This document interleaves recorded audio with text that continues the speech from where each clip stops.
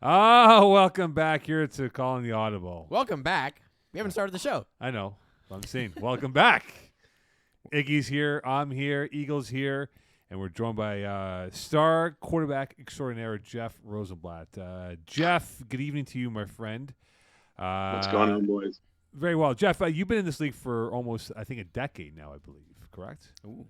I think we started 2013. Right. So you have gone from a snapper, that was your original position, to now being a full-time quarterback. So who inspired you to play quarterback, going from snapper to this position? Because it's a very difficult position to master, and you've done a very good job being a top 5 passer of all time in FPF.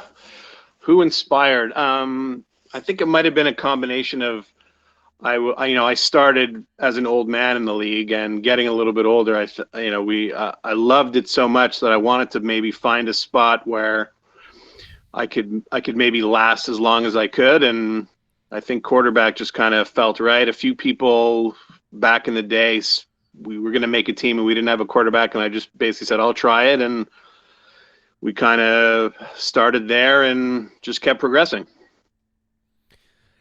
Jeff, how did that first season go? And I'm going to imagine it was a bit of a struggle. It always kind of is. What advice would you give to new quarterbacks, say in Division 5, Division 6, that are struggling and don't see a bright future for themselves right now? What advice would you give to them? Yeah, first of all, I think I started, it must have been Division 6. I don't remember, but I think Division 6. I think it definitely didn't go well because it's really hard at the beginning.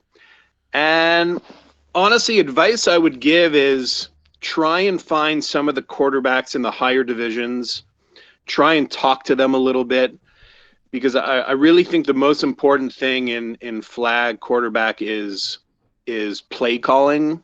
So really learning some simple plays to get the offense going. I think a lot of people in the lower divisions maybe overcomplicate things. I would say really try to keep it simple. One of the people I talked to, there's two really quarterbacks in the higher divisions I talked to a bunch as I was moving up, and that was Kevin Wyeth and Paul LaPierre, two goats of the league. And their playbook, surprisingly, is a lot more simple than you'd think. So that would definitely be my number one advice, is keep the play calling as simple as you can. Let your athletes do the work, and you will inevitably get better. Let's talk about the current Jeff Rosenblatt with double straddle in Division 1. You guys are 3-4. You're literally smack dab in the eye of the storm of the race for perhaps seats 2 through 7. How has the expectations gone for you this year in Division 1, given that you guys are 3-4 and could very, very well be a 2 seed when it's all said and done? Yeah, so we started hot. We started 3-0. And for those people that don't know, there's sort of 2 tiers in Division 1. There's the 4 teams that are sort of the higher tier and 4 teams that are the lower tier. So we started by playing 3 teams in the lower tier, which were one of those teams, and we won our first 3 games. Then started playing the teams in the higher tier, and it was a little bit more tricky.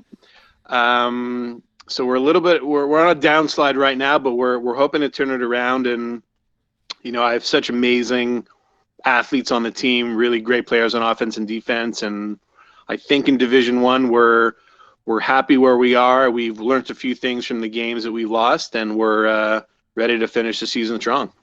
So, Jeff, I'm going to put you on a little bit of a time travel exercise here, okay? So you mentioned 10 years ago you were like looking up to the Division 1 quarterbacks, LaPierre and Wyeth. Now you are technically a Division 1 quarterback. So if the you in Division 6 from 10 years ago saw the you in Division 1 from now, what do you think you would think of you? If you know what I mean. Oh, man, good question. Honestly, I would say I would be a little bit shocked. I didn't think I would probably ever get to where we are today, but I think a lot of it was actually more of the GM skill set than the quarterback skill set. Meaning, through the years, I just happened to meet people, and we vibed and we bonded, and we said, let's try and play together. And these were really guys that were very, very good football players. And, it just happened to be that we linked. And I guess, part of my style, obviously I don't have the biggest arm, and I've never played football before playing in flag. And I started when I was, 34 years old. So it's a super weird, strange path to Division One. But just meeting guys through the way and developing some pretty cool friendships with some amazing football players is sort of how it happened. So, my Division 6 self would say, good job, man. Way to go. Nice.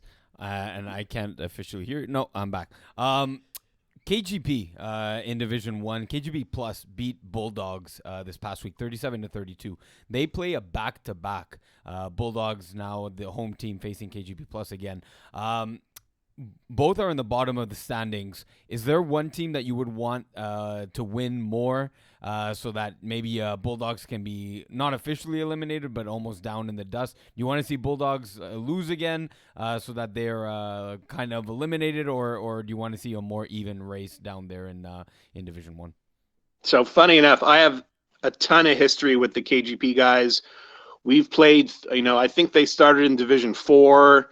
And Phil Cutler and I have just sort of had a similar career path in terms of going from the sort of the lower divisions all the way up to the higher divisions. They have a really solid team. A lot of people look at KGP, they'll look at the team, look at the roster and say, this isn't that scary. I think we can take these guys, but they have amazing chemistry. They play some of the best defense in all of FPF. And we've had some battles over the years. So, shout out to those guys. They're great guys too. And the Bulldogs, they're a new team in Division 1. They have Miles as their quarterback, who's just has a hand cannon attached to his body. It's unbelievable. And they have such incredible athletes on that team.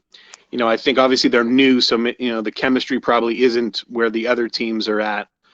But they have such unbelievable athletes on that team that they're scary no matter what. Which team would I rather see? Neither. But I guess if I had to choose one, I think I'd want to play KGP because we've had so many epic battles over the years, and I want to keep that going. Tougher division so far because how clustered it is in your Division 2 team with Run It Once or with your Division 1 team right now. Well, good question. For me personally, I think Division 2 is stacked.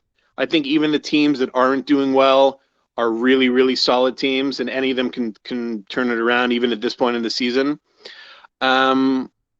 I would say I think Division 2 is more stacked. Every team I think in that division, except for maybe one or two, but 10 of I think there's 12 teams, 10 of the 12 teams or 8 of the 10 teams, whatever it is, could easily win a championship.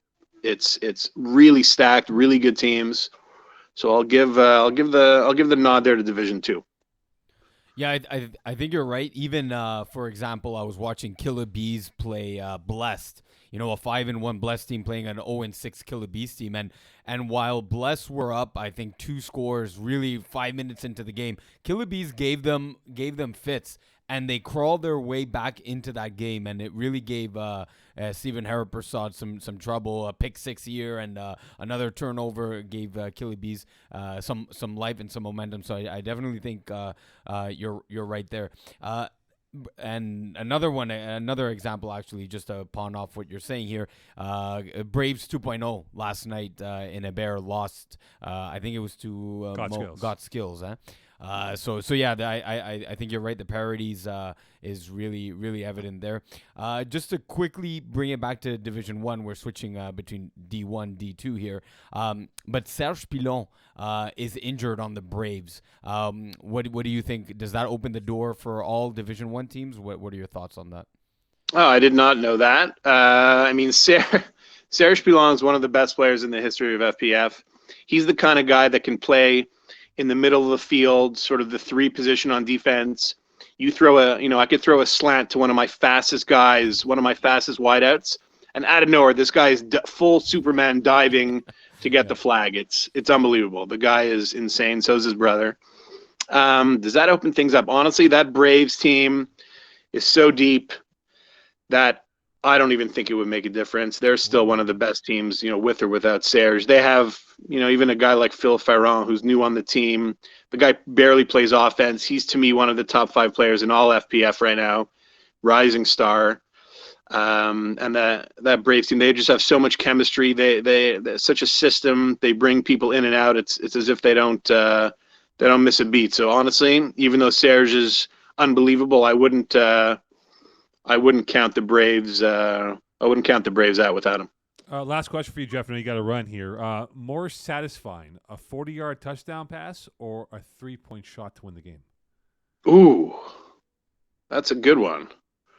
Gonna have to go 40-yard bomb, man, because football right now is number one. Basketball is the secondary sport these days. We're loving FPF. We're loving what you guys do. We're loving the league. Gets an old man like me out of the house, so we're going with the 40-yard bomb. Any rule changes you'd propose for making the game more lively in Div 1-2? It's funny. I always said it would be interesting to somehow make it less of a quarterback / offensively biased game. So somehow make the rules a little bit to help the defense. I know it's less exciting, but I think could be interesting. But I haven't thought of anything that I think makes sense for now. But let me get back to you on that one. So I'm gonna throw this out there as an idea for you to ponder on.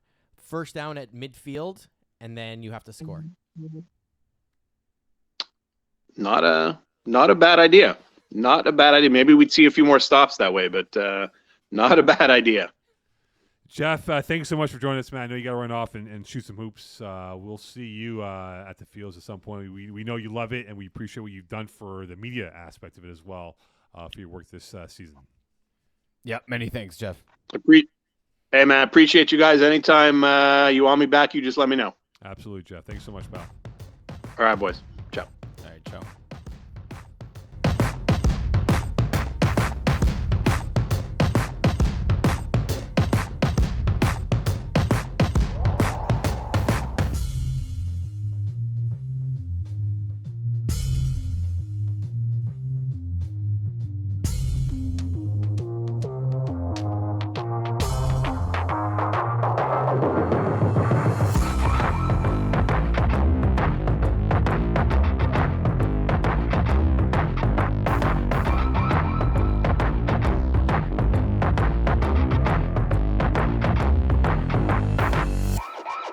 All right. Welcome back again to Calling the Audible. Iggy, Eagle, Mokan, we're here. PZ's somewhere in the Hawaiian island of Maui, I think, or where is he at? Is he Maui or where is he at? I think I know he's in Hawaii. I don't know where he is in Hawaii. I'm gonna go peek outside because they're clearing snow and there's a bunch of honking on. Yeah, I was like, what the hell's that? Yeah, but we're good though. Finally. Yeah, we're good. Yeah, we parked in the streets that have no snow. We're good. Yes, we're good. All right, we are back. We're going to dive into Group 5. I missed Division 5. Group 5 over here. As we're going to get into it now with 5A. Iggs, we'll get into this now. And a game that I saw over the weekend. Yeah. Sunday night in Lachine. Yes, that's correct. Thank you very much for filling in the sentence for me. The game that I saw this weekend in Lachine, I saw Buffalo Wild Wings. And Buffalo Wild Wings winning 43-19. I'm surprised that Ice Up lost this game because they were 4-2 coming into this game here. Max Marine did not have the most sterling effort. 3 INTs. Buffalo Wild Wings went with Vincent Gayette as quarterback, and he had a marvelous game with 7 touchdowns. Wasn't the most dominating performance. Fred Millette was a guy who really had influence. 3 touchdown catches and 2 INTs. But overall, I think for Ice Up, could this hurt their playoff standings of being a higher seed, losing to a team like Buffalo Wild Wings that have had difficulty all throughout the season? So there's no buys in Division 5, so the top 6 or 8 teams, like in some of the other divisions, don't get a buy. Look, yeah, even at one point, Ice Up was undefeated on the season. It'll hurt their shot at the number 1 or number 2 seed, definitely. But I think they're still good to be that 3 or 4 seed right now. They're in a solid position. Menace to Sobriety taking a loss, I believe, on Tuesday night at Bear, one of our rare Tuesday night and only Tuesday night's game of the season. You saw the entire game. I saw a nice pass by Max Marini, hook and go on the sideline. It was a Darius Simmons. Yeah, it was a beautiful connection with him. So just a glimpse of that game. The very next play there was blown coverage by ice up defense and just led to an easy 40-yard bomb by Buffalo Wild Wings and Vincent Guillet. They're a good team though. I don't know how you felt overall seeing the entire game, but Ice Up are going to be a tough matchup for anyone in the playoffs. They could go. I think they can definitely win a first round matchup. I think going to round 2 is where they might be had, but they're definitely a tough out for anyone that they see. Yeah, I think they're at least a 2-round team, and depending who they get in the matchup, if it was to be today, they could him University in the first round. But when you look at a team like say Ballers, for example, this is a team that right now is 5-1 in their division. They have a wealth of experience playing at this point. Look, this ISOP team has been away from FPF for a couple of seasons. I think now 2 if not 3 years. They were there before COVID, and they didn't come back right away after. Winter 2020 was their last exactly. season. So it's been 3 years, right? Yeah, So yeah. I think now the rust is off of them. I just think they had a glitch of a game. That's what it was. It wasn't their best effort. I think they'll admit to that. Even speaking to Mickey Marini about that. He said it wasn't our best effort. You came to watch us play in the worst effort. I go, no, it's all good. But I think they can definitely be a 3. And the highest thing goes to my books. But it's going to be based off their defense come out with plays. Like, they have good players individually speaking here, but can their defense create turnovers? If they can create turnovers, make it easier on their offense, I think that helps immensely for them to make a run this year. Yeah, because the offense is good. They need extra possessions that come from their defense. Yeah, they need to get a little bit more credit on that, a little bit more insurance policy on that. So, Red Knot Skins at 4-0-1, are they legit or are they false kings? It's hard to tell. They started off the season real hot. Obviously, still technically undefeated. Their last game though against their last game was against Him University, a 7-point win. But the one before that against the aforementioned Buffalo Wild Wings, that was tough. That was a tough game. There was actually 11 interceptions thrown in that game. It was a turnover feast. One that. His name's escaping me. Quarterback for Red Knot Skins. He messages me all the time too. We talk. So much that you remember his name. Yeah. Huh? Attaboy, Iggy. Are you referring to Matthew Kiljan? Yes, Kiljan. Yes. Yeah. He was not happy with his 2 touchdowns, 6 interception performance. Yet they still got lucky in a 25-25 tie. They had gone, I think, 3 weeks without playing. So not only was it a Super Bowl hangover, it was like a 3-week Super Bowl hangover. Mm-hmm. Look, they ended up getting a big victory, one that they really, especially after that performance against Buffalo Wild Wings, they got a really big victory against Him University. Them too, coming off we had Joey Notaro on last week. Is Travis Moses going to be there or not? The little instability at the quarterback position. Right, so they took advantage of that. Look, that's another roster like Ice Up. Individually, holy crap, one of the best rosters in the division. Lately, it's been looking not as good as it did at the beginning of the season. They need, against Glory Boys, that's a good test for them to really piece things together. If Glory Boys can take advantage of the fact that Red Knot Skins are not hitting on all cylinders, Glory Boys can get back into a playoff position with a win. Red Knot Skins need to use that game as a tune-up game for the playoffs. Glory Boys are really, really struggling right now with their record.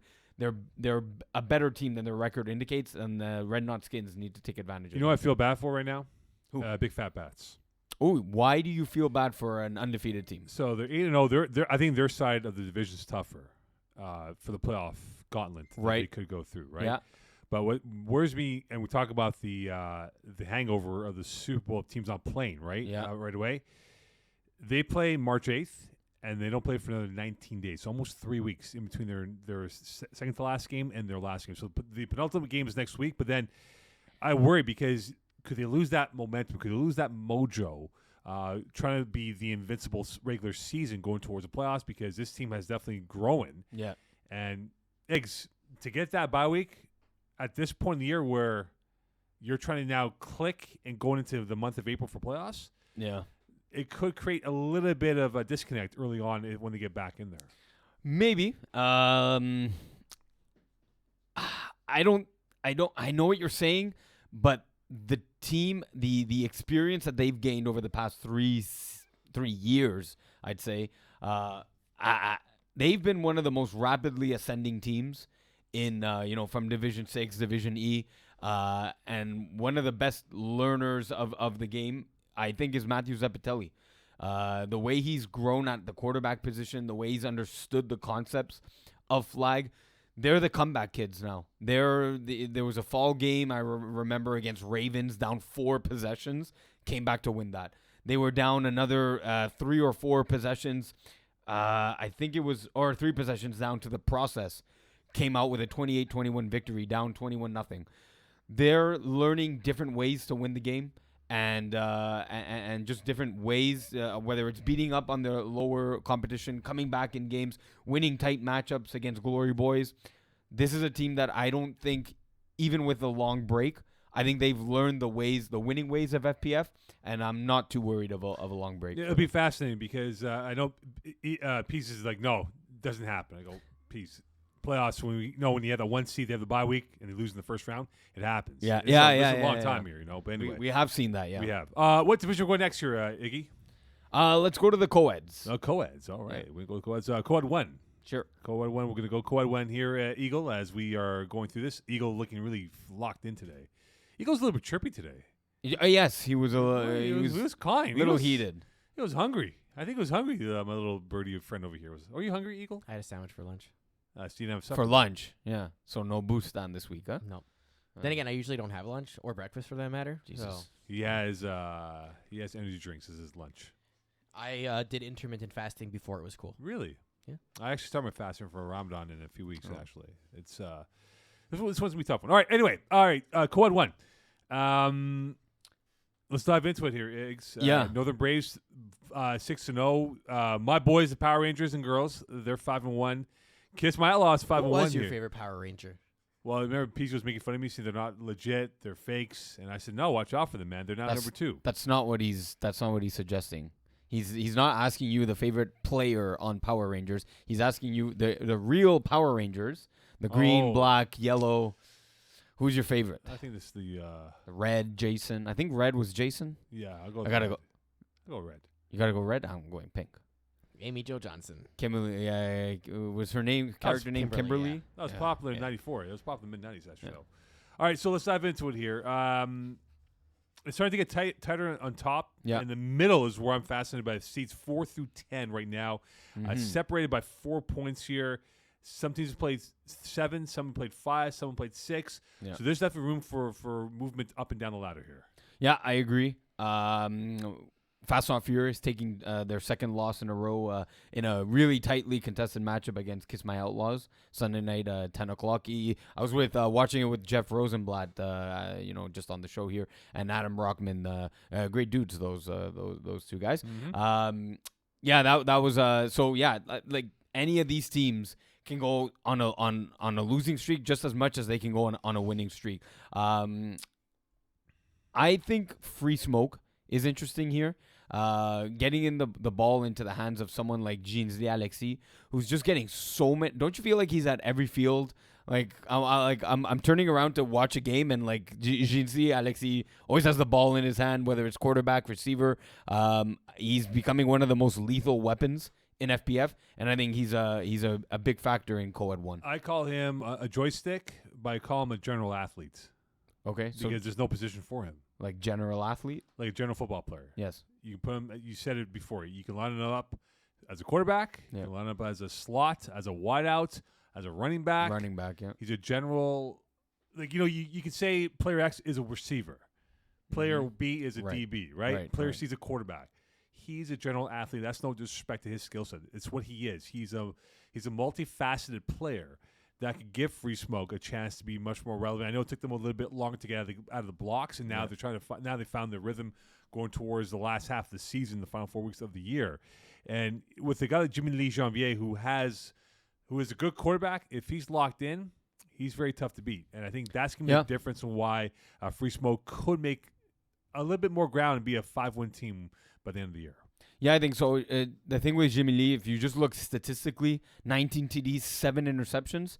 So what? We're looking at almost 2-to-1 ratio, 2.5 to 1 ratio. He's a better quarterback than that, at least in my mind. But I think you're right. It's when he gets on a heater, when he starts feeling it, and just and the drives are sustained, and he's just completing easy passes.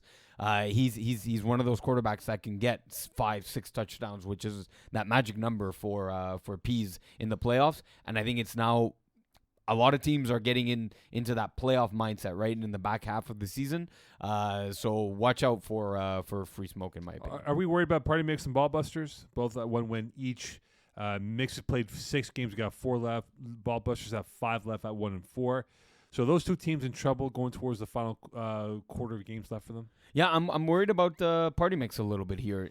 They had a chance to kind of beat up, I'd say, on Easy Fun, who's been struggling this year, and instead they got their party. How do I phrase this? They got themselves twisted in a pretzel. Like the worst of the 4 Party Mix chips, and lost 33-13. Really, you don't like Party Mix? It's number 4, and clearly Mo doesn't listen to the show. I don't. As a fan. I don't. He just he's the host. I come on and do my thing. But Mo, we talked about this, that there's a theory I have about the social experiment that is Party Mix. That if you're at a party and you have a bowl of Party Mix, that the person who exclusively goes for the pretzels is a psychopath. Yeah, thank you. You're welcome. That is you. That is me. You're the psychopath, I'm baby. the psychopath. You, I'm along on the with edge Peas there. and Eagle. I'm surrounded by psychopaths. Exactly. I should be worried for my life You're every time welcome. I'm in this shipping. No wonder, goddamn shipping container. One day I'm not gonna make it. Yeah, You will exactly. no longer see me on the fields. So yeah, for so Party I'm Mix, though, I'm worried about Party Mix. That was their chance to get their second win of the season. I don't know. I can't quite put my finger on it. In 4 games throwing, François Delaurier, 16 TDs, 4 TDs a game, 1 interception, 4-1. That's a good ratio, but the volume of TDs isn't where it usually is for Party Mix. Obviously, the co-ed division has become a lot stronger. I just don't see a number 1 wide receiver on this team. It's a stunning fall for them because they were the epitome of co-ed teams Yep. for the inception of the league, Right. Before COVID, and now they're struggling. And I mean, like, to use a European soccer analogy, right? There's promotion, relegation. Yeah, I was they're in just that gonna say. relegation where if they were in co-ed too, maybe Yeah. that is where they would excel better than where they are now, where That's there's it. big hitters. Right? Are they a co-ed 2 team? Is that where they're better suited? Yeah, and Frank Perhaps. Thoreau's going to figure that out. Speaking of co-ed 2, as we look at that right now, it is a tight race, 1 through 5, from bench warmers to flashbang, all separated by 2 points from first, second, third, fourth, and fifth. And you look at the rest of the seeds after that, though, everywhere, when you look at it right now, there's 12 teams still in play for a playoff spot here. This might be the most compelling division of the co-eds. I think so. Co-ed 2, given how tight it is right now. Do you foresee benchwarmers holding serve and still being the number 1 seed by the time we complete the regular season in a month?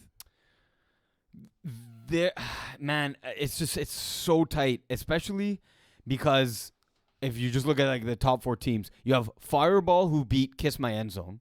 You have Kiss My End Zone who beat Fit Squad. I believe you have Benchwarmers who beat Fit Squad, like everyone, and Flashbang Team who beat Benchwarmers. So like there's what's that terminology? Cannibalism. Yeah. Everyone's cannibalizing themselves. Like maybe when it comes to playoffs, maybe there's that matchup dependency comes into play here, Yeah. where everyone's great, but maybe you have a favorable matchup against one team where against another team you're struggling a little bit. So definitely in the playoffs, I think who you play and when you play them is going to be a huge factor. I'm interested in the bit of the 7 through 11 tier of teams. Right. Like a team like Badgers and the Villains, those two teams faced off. And I think we both may have picked Villains. Do you remember your pick last week? I think it was Villains I picked. I think I picked Villains too, Yeah. and Badgers come away with the victory. They put 41 points on them. I think we're giving Villains too much credit on defense. I think we're pretty impressed with what they can do offensively, but when it comes to defense, the teams that can score in bunches against them. So, we're the fact that we're both picking Villains just tells us that we don't. It's not that we don't know the division. It's just that any we just don't know how to pick teams. or that too. It's just that any given Sunday, any co-ed team can beat any other co-ed team. What about the Funny Galinas? The Funny Tigers, because they were the profile team for Mic'd Up Mondays with Seth Galina, and they're at 2-5. They got three games to go, so their runway's starting to get a little bit shorter because Hungry Hippos and Team Rocket both have a game in hand, which they can cash in, perhaps extend their insurance policy over the Tigers for the 10th or 11th playoff spot. Are they in trouble going towards the final 3 weeks of the season? Well, luckily for them, they are playing Team Rocket next, and that's a must-win for them. That's the fact of elimination game. In my It's books. absolute must-win for them. And look, profile as a team, they have the better quarterback, they have the better receivers, and they have the football minds of Galina and Maud Lacasse.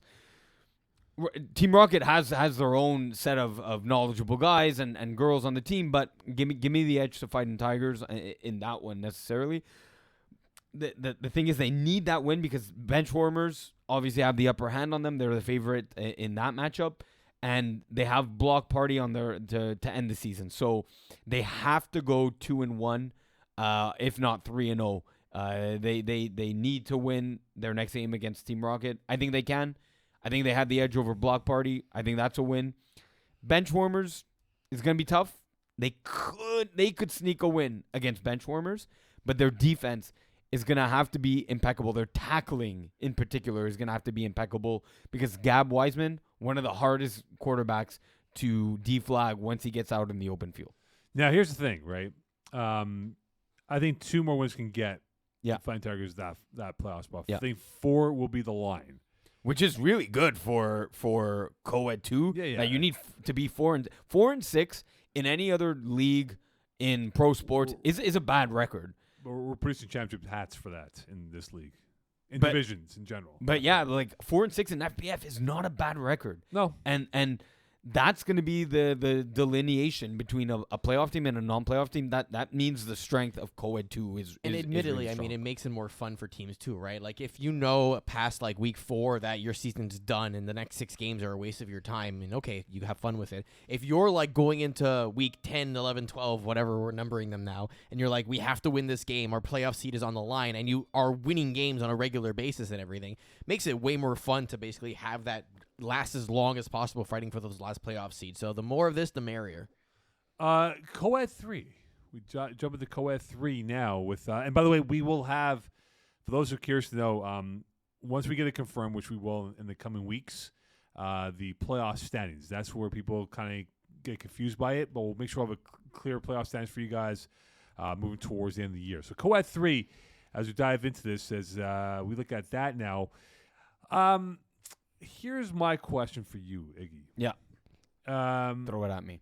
I was not buying Michael Scott's thoughts at all. Uh-huh. I was saying they're when we had our swipe right, swipe left segment with Peace Yes. and Yes. I dramatically swiped left on them. I said I don't want nothing to do with this team here. Are you changing your mind? Now at 2-4, they are in that last playoff spot. Should I go back and swipe right, going towards the final 4 games left? How do you feel about their record against Paquer this season? 0-2.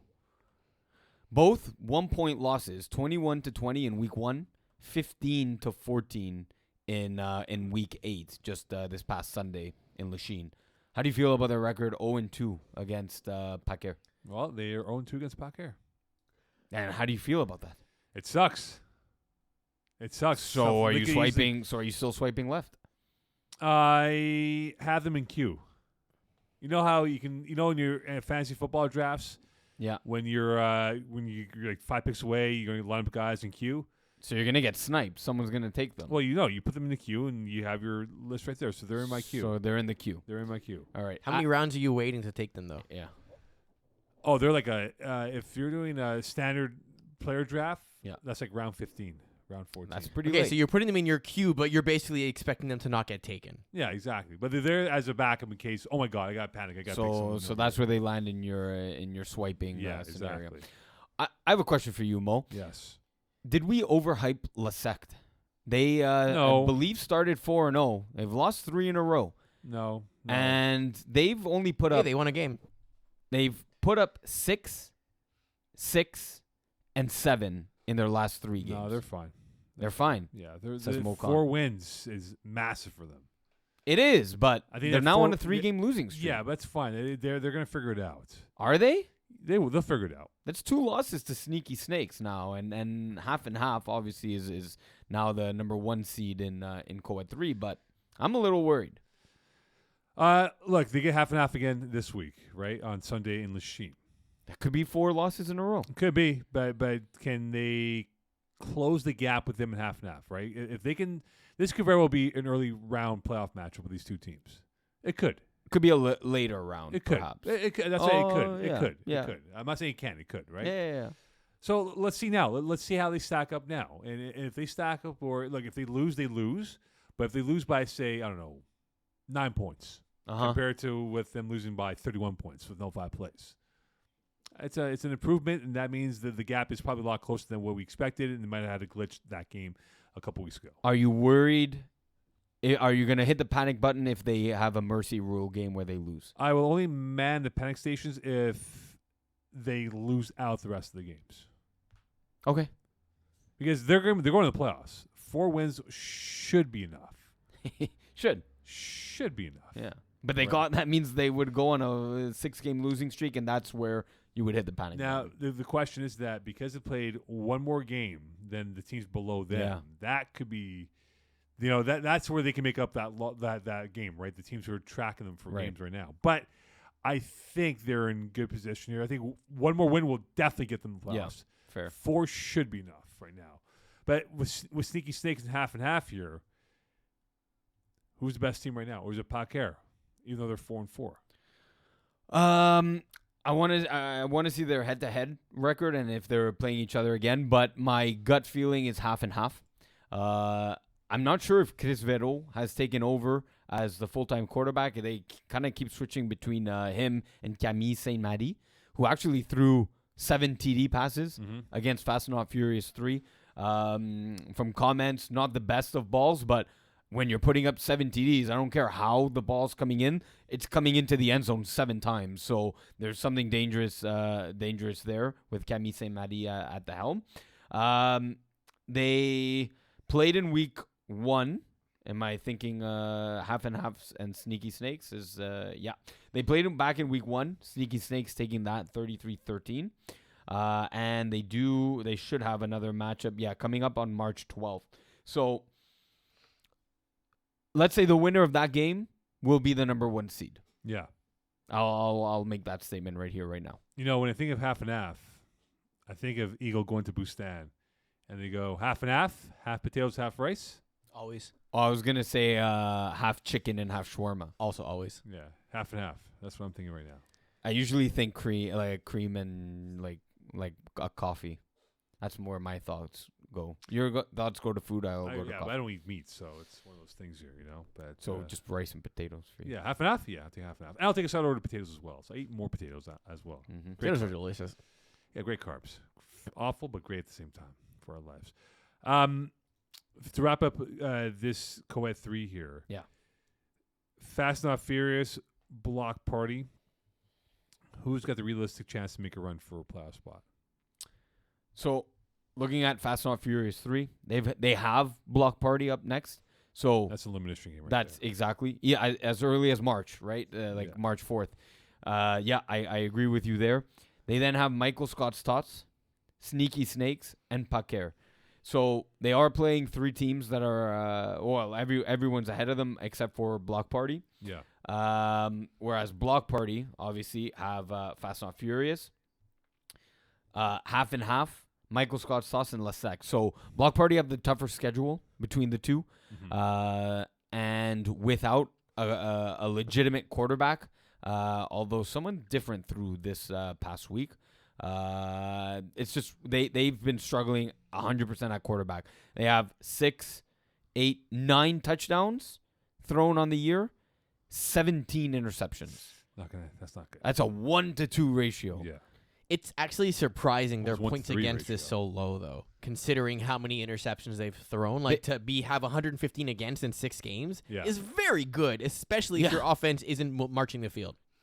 Granted, but that's been their call on the block party 300 franchise, right? They've always leaned on their defense to win them games. So I'm not surprised by that. It's just without a quarterback and without scoring, you're gonna be 1-4-1. I'm surprised they're 1-4-1 with putting up so little points. All right, what division we'll go next? Women's? Or we go we'll go women's? Sure. We'll go women's here. Women's one. Women's one we'll go into right now as we're diving through here these divisions. All right, Les Bleus 5-1-1. Vortex creeping up at 9 points. They're 4-2-1. Bleu Put is at 8 points at 4-2-2, and Brutes at 4-2. Bees 4-3, but they have one more loss than everyone else above them. So right now, going towards the final 3, if not 4 games left here, are we putting our money on Bleu Put or Vortex to kind of upend Les Bleus for number 1? So I saw Vortex play. Wait, why are you just leaving it to them, though? Like, theoretically, all the teams in the top 6 have a chance, because even Montréal has 5 games left. Like, there's a lot of games to play here. Do you trust MU with their defense? Only being their defensive. As Pete made the point, they're a defensive team first. They don't look at points to mean their passport to victory. I mean, as long as you score more than your opponent, Yeah, sure. but they don't, though. They're in the minus, and they're 3-2. They're winning games. They've won more games than they've do lost. you trust them, though? Depending on the matchup, yes. But no, you don't. You have 5 games left. If they go 3-2, they finish 6-4. Bleu are beatable then, conceptually. So let me ask you a question. Do you trust? You drive a nice car, Eagle. We I want to do. see what car you drive. I think it's a fantastic car. Thank We're you. all jealous of it. We're envious of what you had. Would you trust someone who just got their permit in, say, 25-centimeter snowstorm to drive it on the 40? Yes, because I have a lot of safety features. But they don't know that. They don't know that, though. They don't know that. You're not going to trust them. Yeah, I get it. Exactly, right? Do you trust Montréal U to be that team to kind of be in that conversation? I don't trust them. I get it. They can play defense. I'm just saying, it's possible the top 6 teams are still in play for the number 1 spot.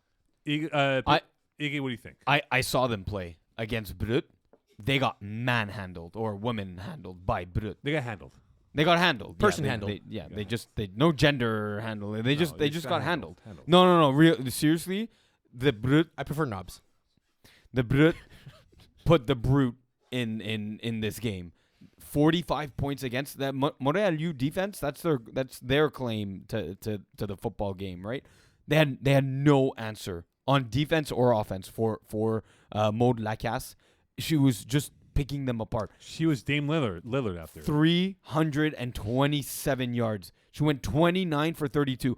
This has to be a perfect quarterback rating. I'm always looking for the perfect quarterback rating. Come on, Maud Lacasse. It was not a perfect quarterback rating. God damn it. 148.8. 90% completion percentage. 91. I'm telling, like, if that's what Montréal U is going to show up with in the playoffs against strong offensive teams like there are in Women's 1, they're done. They're finished. They're done. They're not going to do anything. Like, I get it, they brought in a sub QB, but the QB looked good for Montréal U. That wasn't the problem. The problem was the defense. And if the defense is their strength, there's a problem there. Brutes have a schedule that lines up well for them. They could have a 7-3, if not 8-2 record. I think the last game of the year is against Bleu Poudre, I think it is. I might be mistaken, but they can run it. They got the Bees coming up. They can run that. They have Les Bleus. Les Bleus, I in beg your the pardon. last game. Yeah, so that could be for first place. Which, if you actually bring up the Brut team page there, they got some new jerseys. I know, I love them. Yeah, they're sick. I know why. I know they why. look- You, they I look- know why you love them. they- They're sick, because you know why. They look really good. I'm Because like, they got smoked in the Super Bowl by the Chiefs. that's smoke. Hey, I was like, I went up to them at halftime. I'm like, these are nice jerseys. Do you want a new team picture? And they're like, yeah, and we're all finally here. funny because Iggy over here. No, once we take a picture, they're set. No more. No. I never But said Eagle that. uniform, right? Guys, I can pull some strings and put the uniform up for you. No problem, guys. And they're happy to do it. They said, yeah, we have sick new jerseys, and they're like, and we never have everyone here, and we're finally all here. So yeah, they were up for it, and so For the they- record, if you're a team and you want to have your picture retaken, just ask. We'll do it. yeah. My job's done. I've done what I have to do. I feel like You- we have to deal with these scorekeepers, Iggy. I You don't might know. have one more team picture Bleep me. When? Sunday? I'm not there Sunday. Sunday. I'm not there Sunday. God. Yes, I'm not there. We have actually only one team left that needs to take a picture. There you go. But yeah, Brut looking good on the field and on the scoreboard as well. They looked absolutely unbeatable. Yeah, Montreal, you have some work to do. Fitzroy, Torrance, are they? I think they're in trouble. I think they're in Yeah. trouble. I don't know if they're going to get anywhere close to playoff conversation. I think Fitzquad already played. Oh no! I thought they played all 10 of their games. Sorry. No. Yeah, That'd be no. awful. What? That'd be awful. They play Yeah. all 10 games already. Yeah. We're having through March. No, look, their remaining schedule, Les Bleus. I think Montreal U could be a tight game, a tightly contested affair in the range of like a 21-18 kind of game, Yeah. coming down to converts. They have Brut, and then by then though, yes, they face Torrance, but it's too late. That's the last game of the season.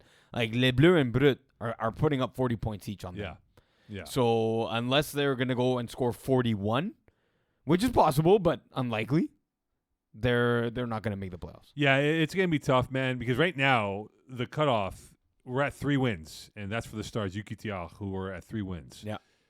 If we're going to project, they'll probably be at 4 or 5, and that might be too much for the teams who are trying to chase UQTR or Philippe or Montreal U for that spot. But this is going to be the division I hope I get the call for the finals. I really do.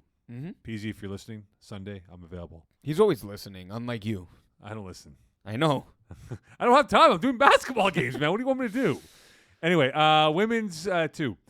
And as we creep along here in this division in terms of where we're at in terms of the standings right now, that's top. When I meant to say when we creep along here, I meant to say like up the ladder here of those teams. That's ranked right like now. chugging along. Exactly. Yeah. I don't want anyone to get a misconception here. But all right, right now that middle path. Wait, what did you mean, Mo? Shut up, you idiots. Keep digging. Dig. Take a deep over. No. Right now, that middle Yeah. part from 6 through 10, Yes. that is where I think we'll see a lot of change up of teams. I think we're going to see the Plinko and the Scott. What's wrong with Plinko? Plinko's great. And the stock market graph will really go up and down for some of these teams here. Yeah. And I think one of these teams might be in a position where they could jump into that top 5 if they can win out. I got the team for you. Who's that? Guess first. I'm going to go Le Petit Miette. No. It was actually their opponent this past week, Wildcats. You know what? I was just gonna say that, and I was gonna say it's a terrible beer, but yours is better. Which one's the beer? Wildcat. I don't You mean know. the beer from New Brunswick? Maybe I remember it. Anyways, yeah, Wildcats looked great on Sunday. Le Petit Miette, I've seen them play in the past. They're a decent team. They're not bad. They're not amazing. They're very good. And the Wildcats just went all over the field on them. The Petit Miette defense could not handle Josiane Martin. She, as from the snapper position, whether it was bubble hooks, 5 outs to the left or right, especially down the seam, like a seam down the middle of the field, or a bit of a skinny post to the right, they had absolutely no answer for her. The connection between Catherine Bolduc and Josiane Martin, connecting for three touchdowns out of the 6, was an absolute beast combination that I think is going to take the Wildcats into that 4 or 5 seed. What about Phoenix? Phoenix. What about them? We've not talked about them this season, and quietly they have risen from the ashes. Because they are the Phoenix. They're now 4. I'm a little disappointed that they don't have red jerseys, but I digress. That's right. They're in 4th place, Yeah. and they could jump Red Nation. Maybe. Links that for number 2. Lynxnet. You said it this time. Yeah. It's not. There's. I didn't write that in the script this week. So they're playing Linkset in week 10. That could be So for third that's place. a swing game for sure. That could be a 3 seed right there, if not a 2 seed. I would want to see, again, having, knowing Leptimiet, I want to see how they fare against them. That will give me a real barometer, or it would allow me to gauge them amongst the core of the division. Yeah.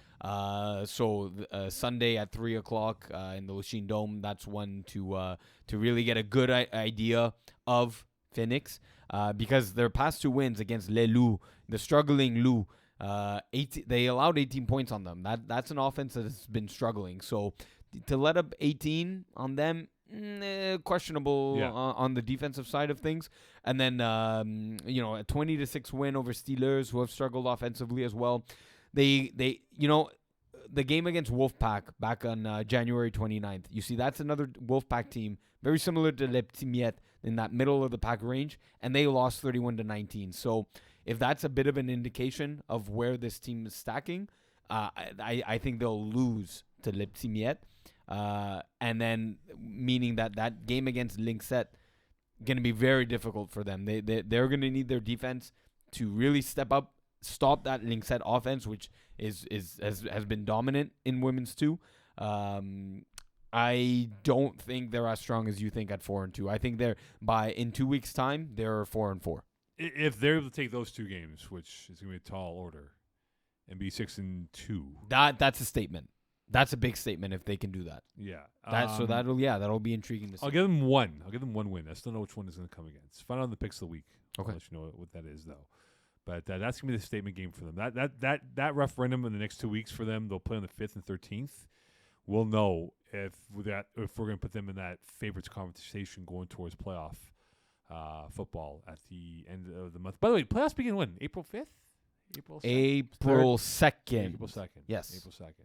And a reminder, we'll get to the spring announcement as well for when spring season begins. It's been posted up, but we'll make sure everyone knows about that. All right, let us dive into... Let's close the co-ed and women's sandwich that we started with 5A and close it with 5B. That's right. Make a nice hamburger.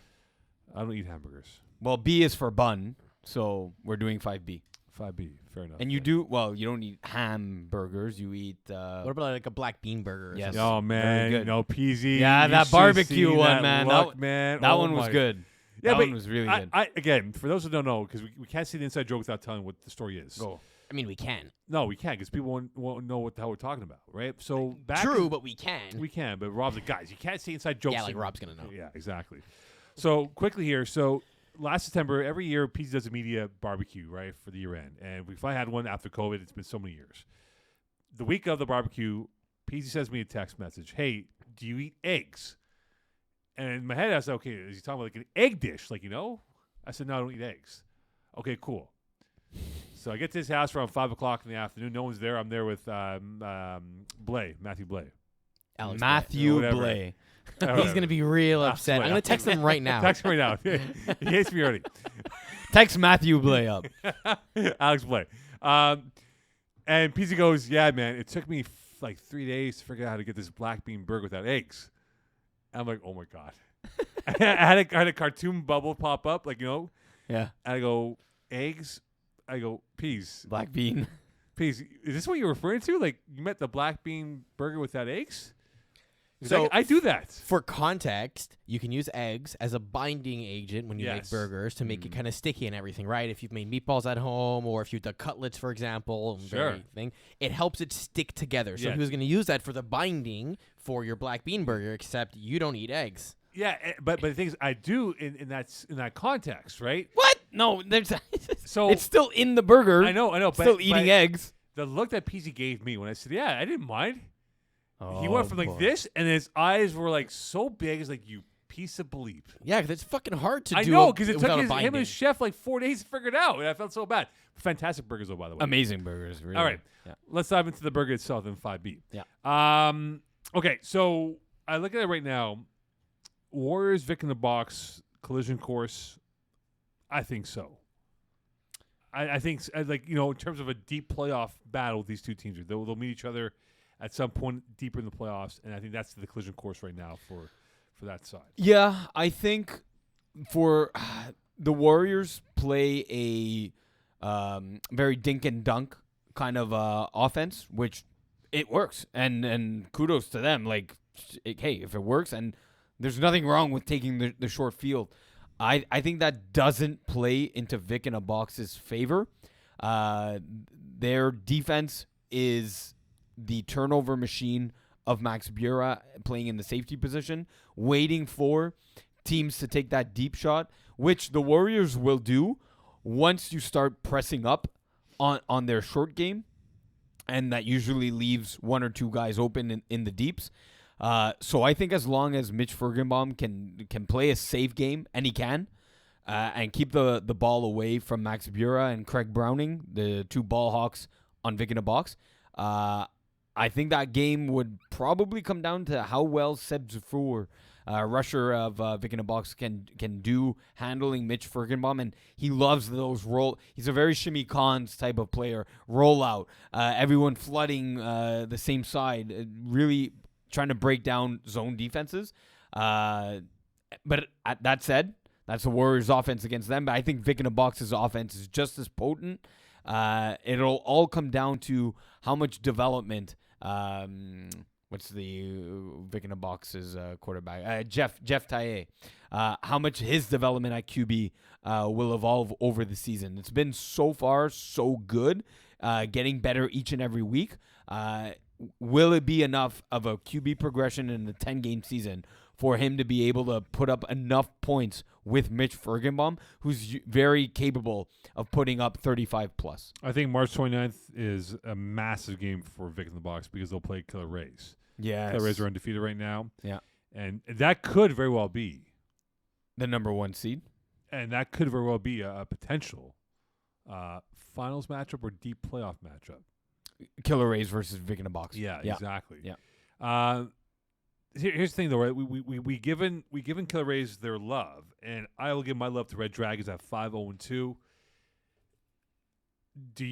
Have you given the Dragons their respect? Because PG's not a big fan of Dragons. He's not buying into the Dragons. Yeah. So 2 things. I have. If you've read my articles, thanks for reading the articles, Mo. You're welcome. Thank you. There's so many of them. Yes, there are a lot. We're a big staff now on the writers. Apparently so. Guys I never knew. Yeah. No, I've been a very big fan of their ascension. We talked a little bit about the ascension of, who did I say? Big Fat Bats.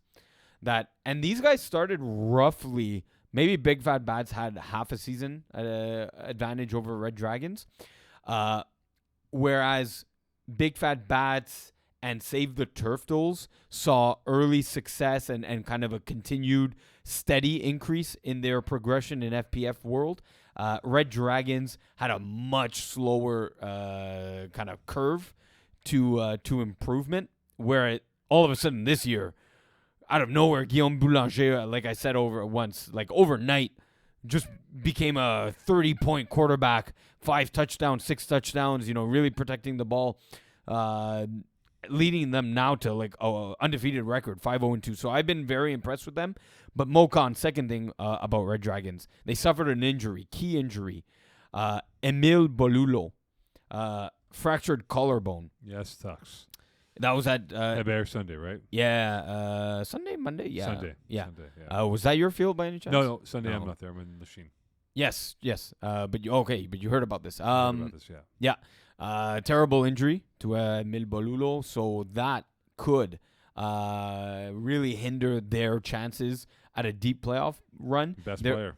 They're really looking, and there are possibilities of adding him to the IR slot. They're bringing in one of the receivers from the Division 4 Bébé Magique team. So there's definitely options there, but as soon as they put him on IR, he's no longer eligible to come back. Or is that accurate, Eagle? Once you put a player on IR in the regular season and transfer once games, you transfer their games, you're done. Yeah, there's no destination of return. there you go. Yeah. Yeah. So if you wouldn't want to put someone on IR immediately, right? You just have the sub come in, play the games, essentially, and when you get to the end of the season, when you make a determination for IR, you wouldn't want to do it early. Yeah, but there's only 3 games left on the schedule, and the player that they want to come in has only played, I believe, 1 game with them.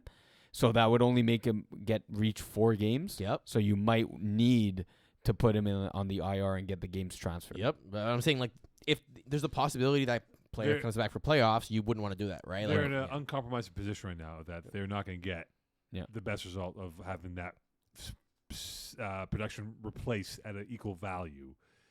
And a team like, say, Les Bleus Dry, any other division, they might be the best team. Any other division or beyond group? Or? In that conversation? Because like right now they're in third place, right behind Penetrators and Red Dragon, right? But you put them right now in Green Monster, maybe not better than the Warriors, but maybe not better than Killer Rays, but they might be a team that would be more respected. But they fall into that cracks of them being behind Penetrators and Red Dragons in that division, though. Well, I think that actually kind of favors them because they're maybe sneaky good, and falling in third place in Group D kind of makes them like you're suggesting, right? That they're slipping through the cracks and not being maybe as well recognized for their accomplishments and how good they are, because they might have. Would you agree that they have the best natural thrower of the football in Division 5B? Fred Juno. Yes. I haven't seen him play yet. Okay. I've seen him from afar. They've been on fields that I've been at. I'm going to blindly say yes, based off your question that you posed. Mm-hmm. Why is he the best thrower in this division? He's maybe it's his time with the Braves, and how much time he's surrounded himself with Joe Mayer. But the play calling is there, definitely. Right. The accuracy is sometimes not there, which can lead to overthrown balls that are intercepted. But I'd say it's more rare that I see an overthrow like that. I saw it a couple times back in Saint Laurent, a few weeks back against what could have been. But it's just he throws a nice ball. He throws a nice, especially like those 10 outs. They're on the money. And his receivers do a great after the catch. Eric Namps, one of the best after the catch receivers that I've seen, can take that 5-yard out all for like a 30-yard gain. So, and once they get into the red zone, they're pretty good at converting for 6 points. I do think Les Bleus Dry are I don't know what to call it. Is it it's not a dark horse team. They're just going unnoticed in third place in Group D. They're very dry that no one notices them right now. Nice. They've blended into the cement, dry cement. Blue cement. Yes, exactly. Yeah. One before we get to the next division here, Brewers Ball So Hard U. They're a combined 1-11. Brewers are 1-5.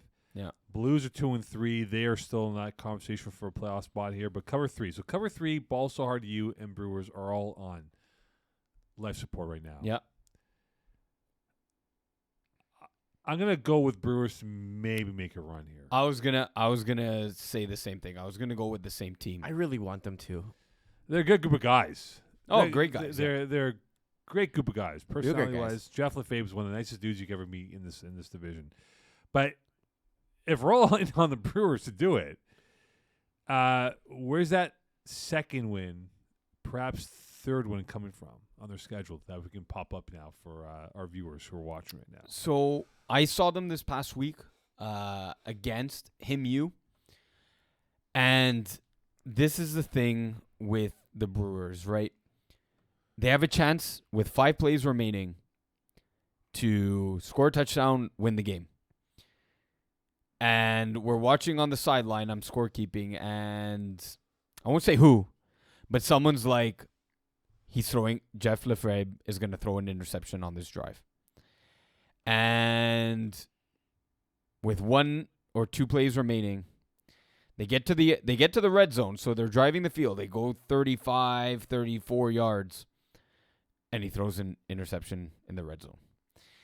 And it's just that one last clutch moment, that last clutch throw that just doesn't seem to go their way, that I don't know if they get a win in their next 4 games. It has to be. There's 2 games. Yes, well, you're going to say Blues and cover 3. That's a sandwich, right? I know. That's the bean of the black bean burger sandwich. It's just, man, I wanted him to score so bad. I'm like, come on, man, punch it in, and it's just, you felt that interception coming. They win, those 2 games are going to the playoffs. They Yeah, split. yeah. They're still in good shape, but they need to get one. Yeah. One yeah. can help immensely. Two would definitely put them over the top. Yeah, the split, they'll need help from other teams. It's an insurance policy they need. That's Yeah. that they can they do it? Yeah. Excuse me, I think they can. And so next week, look, they got Wolf. I don't know. Not gonna happen for them. It's gonna be their playoffs. Their season will rest on the game in a fortnight's time when they play Blues on the 15th, and then in 3 weeks from now against. Agreed. All right, next division, my friend. Where we're going out here? Division 3. Okay, did we come up with topics for Div 3? Yes, we did. And they're Oh, yes, I did. yes, Yes. My bad. Sorry, it's been a long day. Been I prepping know. for provincials, man. Okay. So I saw them play Monday. I think it was Monday. Silent Ticklers. Was it Tuesday? No, they play Monday and Tuesday. Okay. Yeah. So Monday was when I saw them play. How dynamic is their offense, and does Jonah Panetta have the inside track for the Div 3 quarterback of the year? What do you mean by dynamic? They just throw 40 bombs. Yes. They don't give a crap. Like, the average. So it's pass, not dynamic. It's dynamic because they don't have to show short pass. They don't have to throw short passes. They just go, we're going to throw it. But it's I feel like that's the opposite of that's dynamic, static. though. That's static. No, It's- because it's you know what's coming. Go and stop it. Their average pass is like 15 to 20 yards. I understand, but I'm with Eagle, and It's that's what I run and was shoot saying. offense, man. That's what I was saying. That's not dynamic, and we're getting the definition of dynamic. To me, dynamic means you can beat team defenses in a multitude Characterized of by ways. constant change, activity, or progress. It's- Positive in attitude and full of energy and new ideas. It's Exactly. not new. A It's Force not. that stimulates change or progress in a system or process. So throwing the exact same route every single time is not dynamic. It's not. It's not constant change. It's not new ideas. It's literally the opposite of that. This piss off Eagle right now. FYI, the score's not been posted up for February 28th. Yep, I know. Oh, I know. Look at his face. Look at his face. Oh, I know. He's so pissed. He's going to text Rob right now. Rob, what the hell? So Robert Campana. So not a dynamic offense as No, they are we just dynamic, as we just found out. They have a lot of dynamism in that offense. But is he's definitely in conversation for QB of the year. Look, he's posting the same numbers as Stephen Haraprasad, AJ Gomes in terms of touchdowns and even the most yards in one less game. He's the inside track right now for quarterback of the year. Yeah, he's been playing his best ball, I think, this year. Obviously, the game on Tuesday was on the other side of the field, so I didn't see him firsthand. But watching him play firsthand against Stoics, that was a fun game to watch. Yeah. He was just slinging it, man. Like, Mhm. just launching missile attack after missile attack on the Stoics ship. And even when they were down early on, he didn't care, man. Like, Oscar Escobar is an unknown name, and he's starting to develop a name in this league here. Adam Rose has been his go-to guy. We know about Daniel Mancini, Yep. but his confidence in his arm that his balls will be like a magnet towards his players. Like, he'll find his players. And I just think now for him, Panetta, this is his trophy to lose. Yep. And this division could be theirs to lose because of how prolific their offense can be at times. I agree with the middle statement. It's his to lose. Yes, quarterback of the year. Man, it's just play cover 3 and play bleeping deep and get an interception. He's going to throw the ball regardless.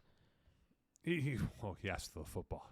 No. He's going to throw it deep regardless of if someone's standing in the end zone, he's going to throw it deep. You would hope so. No, you would hope he wouldn't.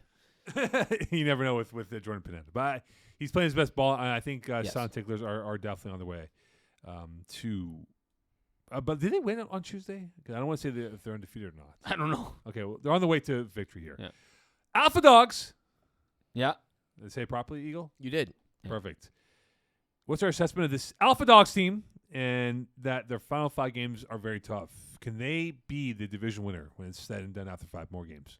By division winner, do you mean the group Yeah, win their division. win their group? Yeah.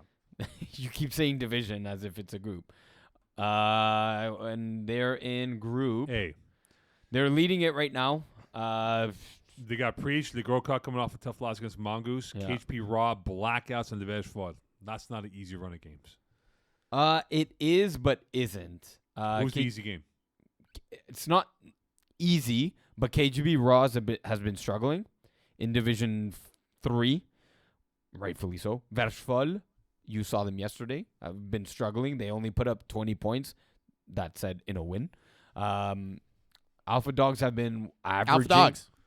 Alpha Dogs have been averaging, 47, 28, 35, 37, 30, 36. So they're easily putting up 30 points a game. Against, it'll be very tough against Preach. They two teams very familiar with themselves. Also true with Legrokok.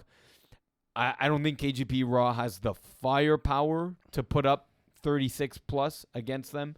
Blackouts do, but Versfall don't. So I see definitely there's 2 wins for me there. The other 3 are up for grabs. Preach, I think, will be a loss for them. Yes. The Grokok, I think, will be major problems for them. The Grokok are playing the best football that I've seen in a very long time. KGB Raw, yes, it is a step up in weight class. I don't know what they're going to do about the quarterback position. I don't know. Blackouts, the Vejfall. My only concern for Vejfall is their quarterback play. Yeah.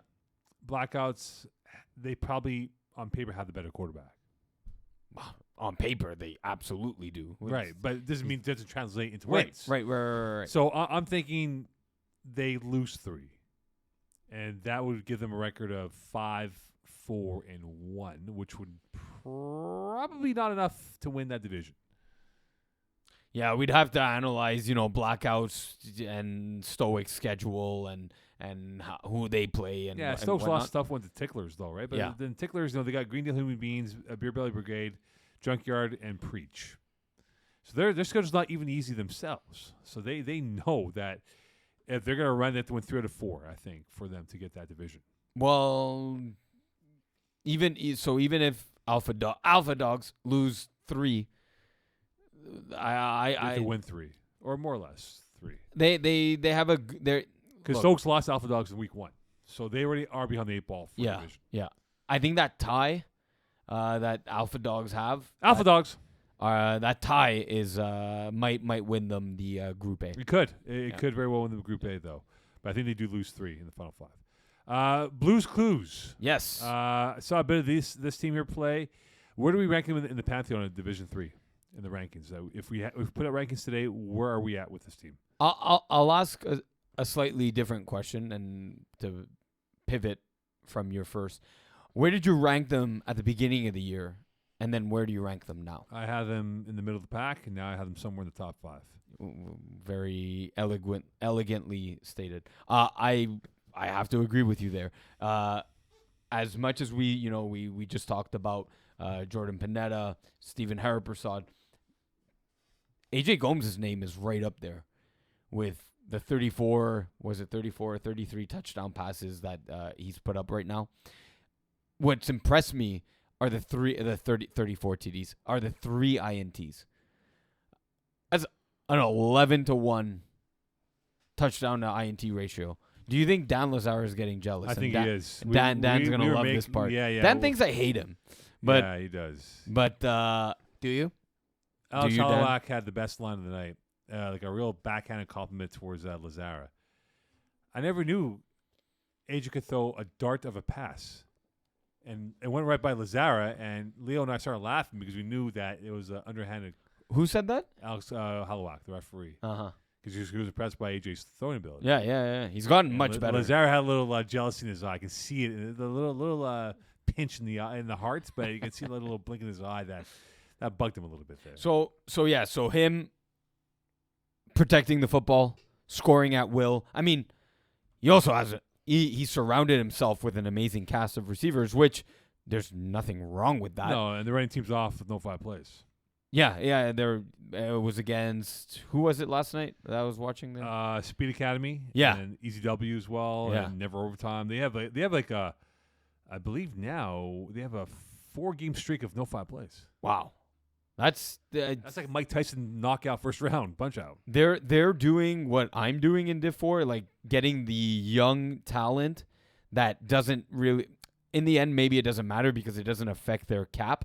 But they're recruiting and the GM skills, like we talked about with Jeff Rosenblatt, getting one of the Xavier Couture, getting Fitzgerald, Senatus on the team, getting that lower level talent that can play at a really nice cap hit is really helping the team and allowing them to get Isaiah Lard, Tam Death, some of the higher division talent. And AJ's throwing ratings, I'm going to check it right now, but should be in the 50s, 60s, right? So so that they did a great job, 67.2 his QBR. So doing a really great job of playing GM and building a really scary team. Really scary team. Yeah, that this is a team I'm circling that they're peaking Yeah. at the right time. Yeah. And they might tap out some teams in the early rounds of playoffs going towards that point. On to Division 6. We're going Div 6 or Div 4? Well, let's go Div 6. Div 6, all right. And we're going to the stock market. Yeah, Fiddlers. Okay, so I finally caught some Div 6 action. Ha! What'd you catch? Fiddlers. Did you catch Fiddlers? Yeah. I caught the Fiddlers. I caught them in week 1. So Yeah. let's have a quick comparison week 1 versus week 8. Yeah, so it was a Tuesday. I was at Bear for like 3 days in a row, so I lost track what days of the games were on. So the Fiddlers. Tuesday. Yes, by the way, the Mountain Dew Babies game was not posted up either on Tuesday. It's probably the same. Yeah, same field. Field 2, by the way. There was a problem that night. Yeah, and we're going to give you FYI on that. Yeah. Okay, so Fiddlers, they beat No Fly Zone. One in the last play here. Our boy Manny Bizogias had a lot of passing yards, but he had a lot of situations where he kind of bleeped up, not moving the ball as well as he should have. No Fly Zone should have won this football game, but just couldn't come up at the end. Controversial ending. Was it rusher pass interference? Might have been, but it wasn't called. Rusher pass interference? So rusher interference. Okay. Might have been, wasn't called, but what I take away from the Fiddlers is that they are explosive. Mm-hmm. In a vertical way or in a elusive, can't tackle me kind of way? Or both? Both way here. So the reason why I bring it up, end of the first half, they were able to really, wow, hold on here. Are you looking in the play-by-play? Play-by-play, yeah. Yes. Where What is happened near the end of the first half? There was a 40-yard touchdown that they exchanged between the two teams. Oh, wait, I'm sorry. I'm looking at the second half. I apologize. I was looking at the second half. My bad. Sorry. In the first half, there was 3 touchdowns in the final 5 plays, right? Right, yeah, I see that. But the Perillo catch, that's what I was looking for, the Perillo. Yeah. He had a 40-yard touchdown grab. He caught a 3-yard hook. They were just going to just kill out the play, and next thing you know, he's going literally 20 yards west, 20 yards east, 5 yards west, and then down the sidelines for the touchdown. So he's a speedster on the team. He did a letter Z on it. Wow. And Perillo broke the backs of No Fly Zone. Especially after Nick Gonzalez. Was it Nick? One of the Gonzalez. Yeah, Nick Gonzalez, who's tatted up like he's got some sick tats. Sick what? I'm in and out. He's got some sick tattoos. Nick Oh, Gonzalez, okay, yeah. nice. After he, What scored did you hear? I'm hearing half the things Mo's saying because this is the best headphone set ever. He almost broke the hearts, right, of Fiddlers. So for him to get a 40-yarder off a 3-yard hook must have broken the backs of No Fly that Zone. changed the game's DNA. And then going to the second half, that gave Fiddlers a chance to say we can win this game. And then they No Fly Zone started with the ball and got sacked on the very next play, or on the first play of the second half, right? Yeah, so that's a 9-point swing. And Justin Plante got hurt though. He pulled a hamstring, and he was killing Fiddlers. He was doing it in both ways, right? Like he was a touchdown maker in the red zone, and he pulled up. I think it was midway through the second half, and that really made it a one-way option of offense for this no-fly zone team. So hopefully for Plante, he's going to be healthy enough for the playoffs. You'd hope so. But for Fiddlers, though, they pulled off the smash and grab and got that through. So tell me, no-fly zone. Putting up 24 points with 80 passing yards. Tell me how that happened. Because Zogius had a lot of 4 and outs, was stopped at his own 5, own 10. Okay. But the worst part was that no-fly zone couldn't cash in all the turnovers that they created. And that's why you see the discrepancy of the yards passed by Bezogias compared to no-fly zone. Yeah. Adam Weechie, who the real estate was far more beneficial for him, but couldn't really close out the sales to get himself the points required. And I just think that no-fly zone's offense became far too predictable when Plant went down, and I think that can hurt them in the playoffs if they do qualify for that. Too predictable in what way? Because was it working in the first half? It was working in the first half because So- they had that unknown effect coming through for them, which was that they can go to anyone. Gonzalez can go Right. to Okay. Plant, but I gotcha. once they lost Plant, everyone knew where the ball was going to. Well, so I think that's a good thing for them that it happens to them now, right? We're looking for some things to improve for no-fly zone is finding different ways to win and getting different guys involved in your offense for multitude of reasons, right? And in this case, it's Plant's injury. Maybe he's not available in the playoffs for one day, out for work or what given X reason. So they need to find different ways to win, get different guys involved in the offense, better it happen and get used to those situations now in the regular season than in a one-game elimination playoff where it could be too late. Yeah, and here's the thing, though, before we move on to the next division here. The top-end seeds, it's a race right now because Fiddlers needed that win. They got that win. They're now 5-1. And they are still in the thick of the things. The BBs are still running away with the division. But think about it this way right now. Baby Rays, quickly here, Maccabees, Baby Rays, Habibis, Fiddlers, Betway Bandits, Wind Diesel, X-Men, that's 7, and Back to the Future. That's 8 teams at 5 wins or better. Yeah, and LaSalle Warriors. LaSalle Warriors are lurking as well. That's 9. That's 9 teams at 5 wins or better. Yeah. Think about the playoff format in this division here, Iggy. Yeah. 1 through 8 get a bye. Yeah, one of those teams is going to have to play a wild card game. Yeah. In all intents and purposes, they'll probably win that. But right. It's that one extra game you have to play. And might lose. Yeah. So the race for the top 8 is going to be huge. It's going to be very seductive because all those teams, you pick and choose who you think is the best, the odd team out, and I don't think we'll have any clarity until week 9 or 10 or week 12 of the regular season. And I don't even know if you included X-Men in that. I did. Yeah. Oh, you did. Yeah, Okay. Yeah. There's 9 teams for top 8 spots. Someone's playing in the wild card round. Yeah. That's crazy. Yeah. No, it's real. I think this Division 6 has been one of the strongest. It's more compelling in a long time. More compelling. It's really cool. A lot of plot twists right now. Yeah. Div 4. Let's go Div 4. Cool. We'll Div 4 here. The first question on your team. Oh. Yeah, look at that, eh? It was the first time you caught us. I know. I was wasting my first hour. I was like, my God, I could have been watching XFL. I was going through I couldn't watch the Orlando game in the XFL. Look at Higgy's face. He's like, you piece of shit. No, I'm cool. I'm cool with the haters.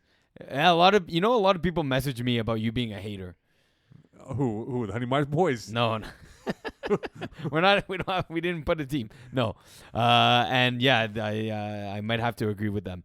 Last week. No problem. Last week in picking games of the week, Martin et Le Flag kissed my in-laws. You're just like, Martin. Yeah, because I like them a lot. Okay, I know. So, what did you think of the game, Mo? Let's get your thoughts from the sidelines. I just thought Martin Le Flag were just behind the 8 ball from the get-go. Like, they weren't even on the same field as you guys. It could have been worse for them, I think. It could have been a lot worse for them. I think so. It could have been maybe 50 on them. But I'm not sure about 50, but the quarterback play was a little bit suspect. But anyway, that's another story for another day. But to the point that I was going to bring up with this game here, for Martin and Le Flag, if they want to compete with the big hitters, they got to be more disciplined. They lost their focus, and I feel like you guys got under their skin a little bit more because you saw in the second half they were a little bit more irritated, and there was times they were trash talking and questioning the referee's calls, right.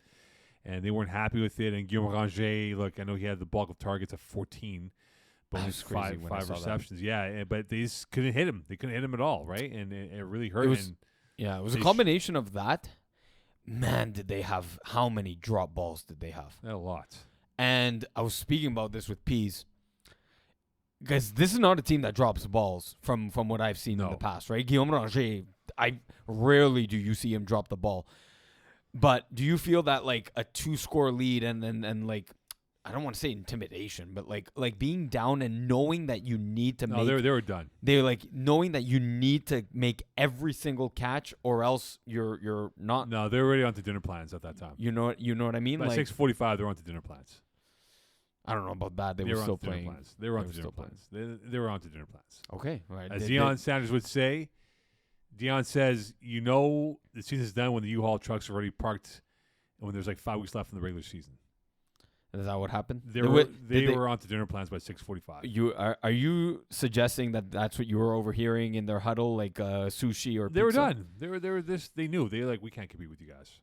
They couldn't. I'm not being facetious. Yeah, but yeah, I'm just saying yeah. the reality is they knew they were done. White flag was waved, and they just okay, bleep it. Let's get ready for the next game. So, but like, just not to harp on this game there, but like a 5-0 team, Martin and Flag going against 6-0 team. Like, weren't the expectations that Should have been a better boxing fight. Like It ended up being like a 2-round fight out of 12. I just felt the drops, the overthrown passes, Yeah. just were like their ultimate demise. Yeah, no, that was their downfall to that game though. But they should recover, I think. But Yeah. They're a good team. Yeah, they got spooked by you guys. They weren't ready for that cannon of arm from Iggy Magnets. Okay, so Diamond Bougie, they got the REIT coming up this weekend. It's a huge game for the division coming up this weekend. I think they have the best safety. I know that there's not like a true definition of players playing certain roles like linebacker or safety, but I believe they have one of the better DBs. How about that? Better DBs, last line of defense on this team here. In number 3. number 3. Noah Davies. I beg your pardon. Arthur Doyon. I beg your pardon. That's what I'm saying. Arthur He's Doyon. Yeah, this guy is everywhere. He covers every blade of grass out there. And watching him play for Diamond Bougie on Sunday. Yeah, against Heartbreak Kids. Heartbreak Kids, yeah, and they won that game rather easily. He is an unbelievable team. That secondary is athletically gifted, and that REIT game is going to be a real test for them. If we'll know if Diamond Bougie is legit or nothing more than a bunch of nickels. Yeah, they had Mo. You score kept the game. You inputted the stats. I did. 10 PDs. Yep. So they were ball hogs knocking things down. Yep. But could any of these been interceptions? Yeah. There could have been 2 pick sixes. 2 pick sixes. Yeah. So this really could have run up the score even more than the than already it was, right? 34-18. Yeah, Arthur Doyon is one of my favorite players in this division. Yeah, he was. He made the All-Star team last Fall Cup. Yeah. He was on my team, and he's a great guy. And he's really good on defense for sure. Yeah, I just think now for the REIT, what's the key in your mind, and if they can beat the REIT this weekend? What's the number one thing for them to do to beat the REIT?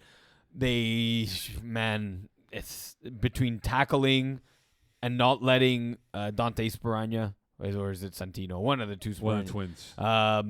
Letting him roll free in the backfield as quarterback running around buying time. Who rushes for Diamond Bougie? I think it's a mix of Felix Boutet and I don't think they have a dedicated rusher. No, Santino Sparanga has had 9 sacks. No. Sorry, Diamond Bougie? Oh, Diamond Bougie. Rushing. Sorry, I lost my. I think it's a combination of Felix Boutet. I think it's a committee of rushers. Yeah, the committee's gonna have to do the best job they can at preventing the rollout and the buying of time, and then I'm interested in seeing Gaspar Cernacek and Nathan Desjardins. Yeah. They have the size to match up. Again, the size to match up with Dawson Pierre. Do they have the width and the wingspan that Dawson Pierre has? I'm not sure. He's a winner in the air. Yeah, he is. wins jump balls. He is. One thing I'll be keeping a close eye on is Amadou Babakar, which is misspelled. It's not Ahmed. It's Amadou Babakar. He's at 2 games played. For the REIT? For the REIT. He'll need 3 more to be playoff eligible. Something to watch out for, right? He's at 2 games played. Everyone's playoff eligible, and this dude, if he's eligible, is a fantastic DB. And it just adds to the talent level of this team that's robust of like athletes galore. So Amadou Babacar is the guy I'm watching out for. Oh my God! And he's a 65 Yeah, rating. yeah, It's like Concordia it's player. like they know how They to. just know how to really, but that's just because they have a pipeline from Concordia coming to them anyway, right? Right. No Sassy included as well. Right. As well. Okay, so cutting stunts. Saw them play with their uniforms finally. Fine. Finally got uniforms. Looked really nice, by the way. Okay. Made it easier for me because they had numbers on the shirt and on the shorts. Would have been funny if they mixed the short numbers Oh, and God. that would have been the icing on the cake. Could they get first place in their division over Martin and Le Flag and Wide Open Bar? With a 3-2-2 record. Their defense is good. Offense, Stephen Casey is a smart quarterback. He is a player that can make the tight throws, the big throws if required upon, which he did on Tuesday. I think they do have a chance here, Iggs, to make a run for at least for sure two. Wide Open Bar might be pulling away though. The two ties are going to hurt them, right, in the tiebreaker scenario. Exactly. Do they play each other? No, they got Martin and Le Flag in 2 weeks in a 4 nights time on Wednesday. Yeah. And they beat Wide Open Bar. Oh. Yeah. Oh, that's so. interesting then. But they got the Bruins though coming up next game. Yeah, which you're the favorite going into the season, right? Yeah, exactly. They have a chance at the number 2 seed. In their group, I think if they beat Martin and Le Flag, who do you think wins that game though? Today. I'm gonna go cutting stunts. Yeah, especially after what you saw, right? Yeah. And yeah, because you saw both teams recently. If they win that game, give me them to win out the number 2 seed, not the group entirely, but to claim number 2 seed there. Yeah, their defense is what's going to carry them. I think. Really, they play good coverage. Like they may not get the stat patterns of PDs, but they play good coverage and they force tight throws and it ends up being incomplete and stuff. I know. They were playing a bandit team that was well undermanned. Yeah. But now this 3-game referendum that they'll have against Bruins, Martin and the Flag, and Team Ethnic, we will know if they're a legitimate team in the playoff run. Like another 2 ties could hurt them or benefit them, but one more win will for sure get them in the playoffs. Yeah. But if they can run the table here and take these next 3 games, I think that's gonna be fascinating to watch them in the playoffs moving forward. Yep. All right. On to what now, Iggy? Are we done? We're on to 35 plus. No, There's which there were 35 no plus. games. No games 35 plus. We're on to 35 plus. Which is no games. He's suggesting we talk about 35 plus, but there's No. nothing to talk about. No, I just need to kill about 30 seconds so I can timestamp 35 plus. But we can just keep saying there's no games in 35 Yeah, there's no plus. games. There's no games. No game. Oh, here, a reminder so the spring schedule Yes. announcement has been done by the league. If you go into the FPF main page, it's on the banner. Yes. The prelim details have been revealed. May 7th is when the season would begin, and it would finish August 6th. That is the determining, unless something happens. Hopefully not. But spring season, you can definitely check it out. The registration doors will open up, I would assume, in early April, I would guess, Eagle? I believe it's April 3rd right April now. 3rd. Or it's Right when now, yes. I have time to finish the ratings because the season ends like April 1st. And First, so yes. I have 48 hours or less, and no fucking way is that happening. So No bleeping way. Right now, the caps have been determined for now, right? Are there any adjustments for the caps at all, or are we still up in the air for that? Usually, no. I mean, right now, I think we've reached a pretty understandable breakdown of them. We make small tweaks sometimes, like maybe 5 points, maybe a point or 2 on QBRs and Right. everything. But Yeah. for the most part, we have a finite number of divisions, and we divide it accordingly. And it's more getting players and quarterbacks into their respective divisions. That's more the game Yeah. right now, right? Yeah. We're not going to add more divisions in. It's likely going to be the way it is, and we'll see how it goes. All right, dates and locations and times to be determined, which we'll have that cleared up hopefully by early April. Some key things to look at here. So April 3rd is when it opens. Payment deadline is April 25th. Schedule will be released April 30th. Season starts May 7th. Now, people are going to ask, well, what about St. Jean Canada Day? Well, you have the weekend off. There's no games on the Sundays, so there will be no games on the June 25th and July 2nd dates, so you can plan around that as well. And the playoffs would begin, I believe, July 16th. Yeah, targeted date. Targeted date July Yeah. 16th, and we go to August 6th. So, again, the keys people always ask about those holiday weekends. Yeah. There'll be no games on June 25th and July 2nd. So you'll have back-to-back Sundays off from FPF World. So there you go. And also, anything else we need to remind ourselves here, Eagle? I think Playoff that's eligibility. Make sure you check the we're still doing rosters. that? Yes, every rosters. week. Yes. Rosters. Check your rosters, God damn it. Please do that, please. All right, it is now time for Games of the week. here we go. We're that was gonna go ahead, Ogie. good. No, that was good. I said. Oh, okay. Division 1 Bulldogs KGP plus. That was close, man. I'm Yeah. going KGP plus. I'll go KGB plus too. Close though. Double Straddle Party Crashers. Straddle. Yeah, double straddle. All Stars Flagmoil Sac. All stars. Give me Flagmol sack. Division 2 Killer Bees Urgence Medic. UM. Yeah, UM. Braves 2.0 KGP.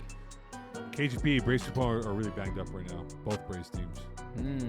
It is their kryptonite. Yeah, give me Braves 2.0. Come back.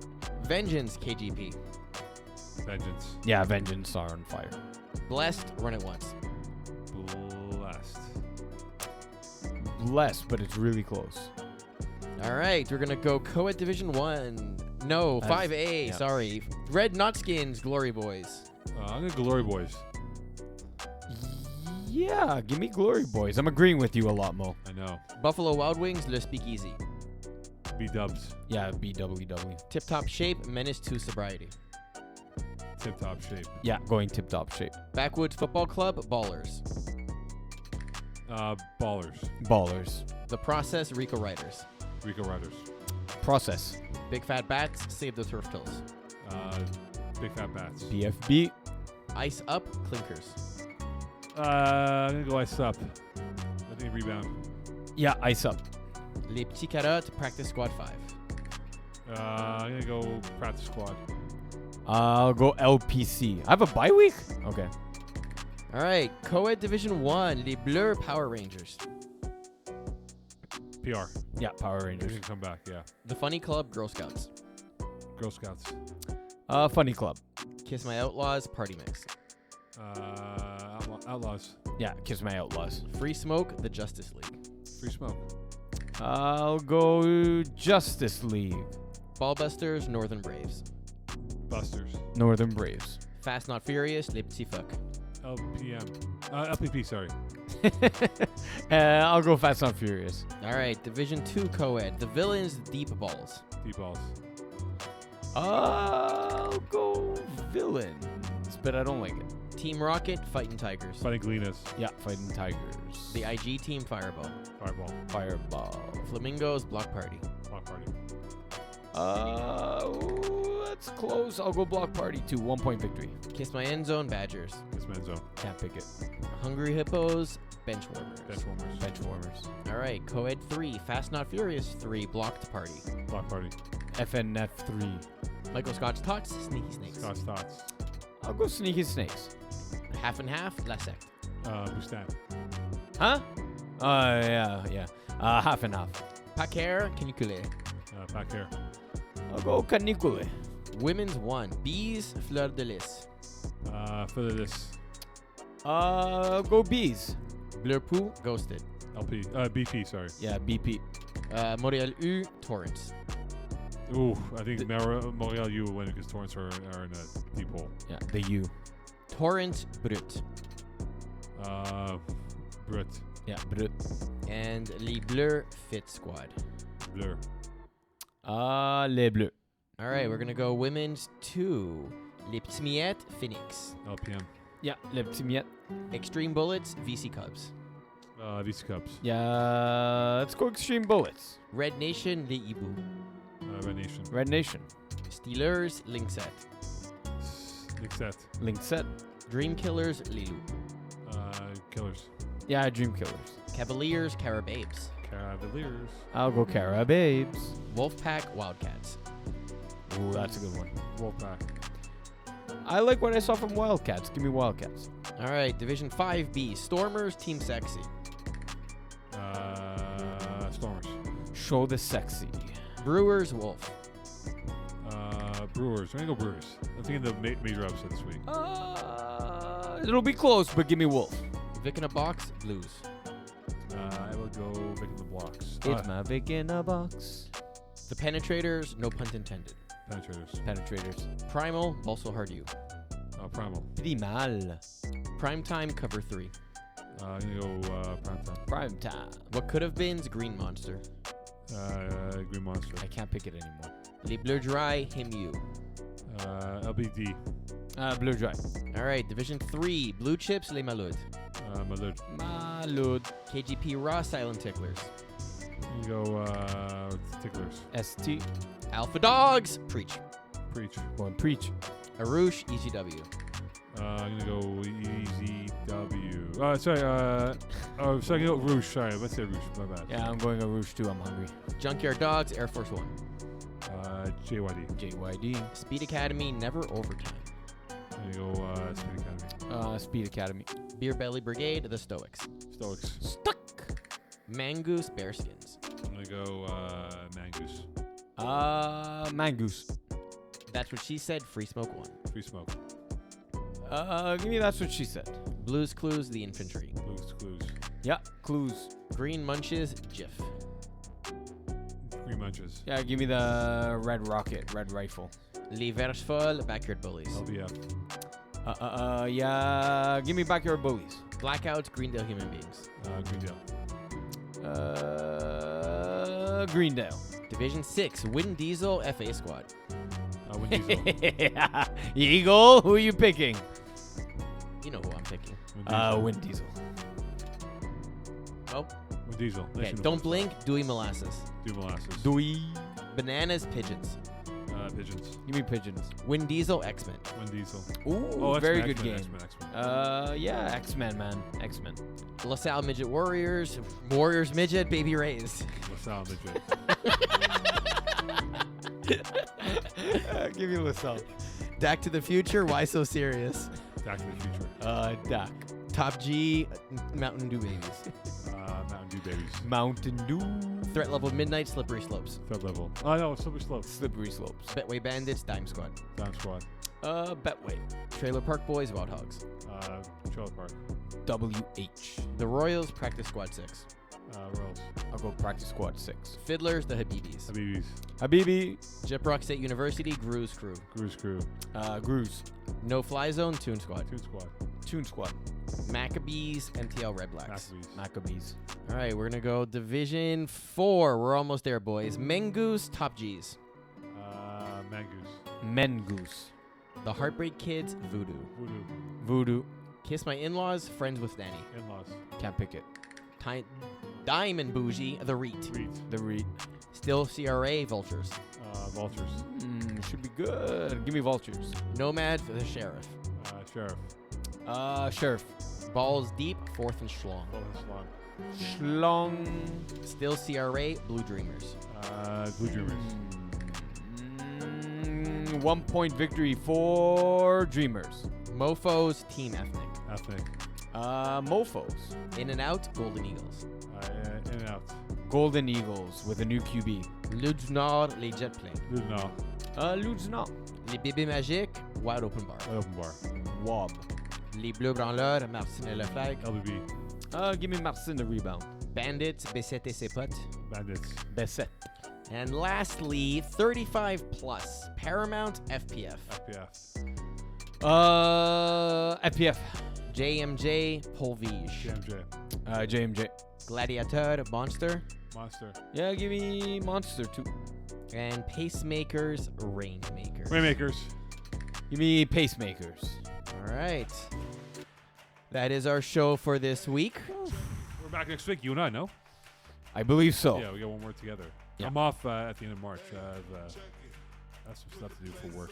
Regionals and I sectionals got and provincials this weekend, man. Provincial. 8 games in 2 days. Ooh, boy. get Be that. What do you do for the voice? Nothing. Water. Water. Nothing. I don't Water. eat- I don't eat. So that's I lock in, I go. It's crazy. All right. Again, spring season announcement. April 2nd is when the doors will open for you to sign Something up. like that. Check out your playoff dates as well. Remember that. That's another thing. Another thing too. Check your playoff dates because we don't want to. Oh, I can't play this. No, we have had this listed since January. So please check the start and every playoff date that will be done for your division because it's locked in for the playoffs going towards April. Magic words, please. I don't do that. Good night, Jalen Carter. Oh, good night, NFL Combine. My wife, but you stabbed me in the back. Something like a